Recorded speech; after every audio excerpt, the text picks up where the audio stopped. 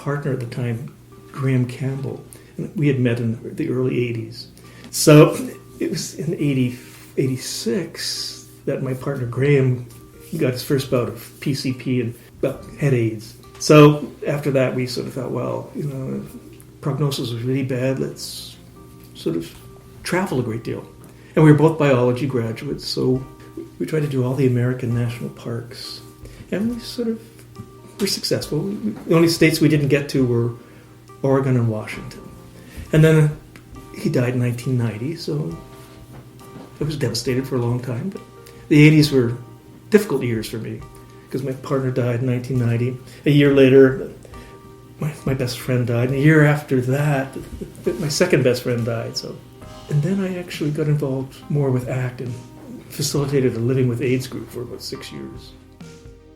Luckily, when this happened, the Body Politic had sort of a network of contacts, and a lot of other organizations were in existence by that point, so they could sort of tap into all of these organizations, because all of this happened before social media.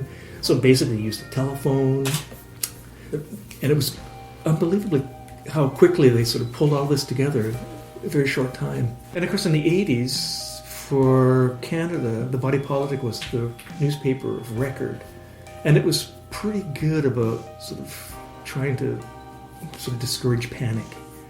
Most of the American press kept saying, well, it's gay men, AIDS go hand in hand, and we kept saying, well, it's not about sexuality, it's about the kind of sex you have, so let's sort of just figure out what's causing this and see what we can do to reduce exposure to whatever it was. No one even knew at the time it was a virus, but everyone sort of assumed.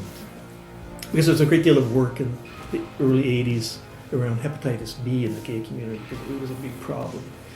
So several medical institutions were sort of studying hepatitis B, looking for a vaccine, and finally got a vaccine. So it was assumed that it looked like there was a sexual component to the spread of HIV/AIDS, and not lifestyle. And the other thing is about HIV/AIDS is in the States, a lot of steam baths were closed.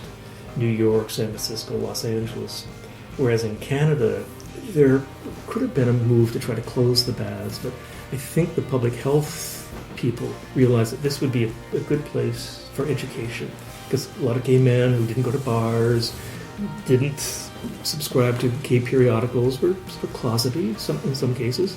But here's a way to sort of educate them about HIV/AIDS.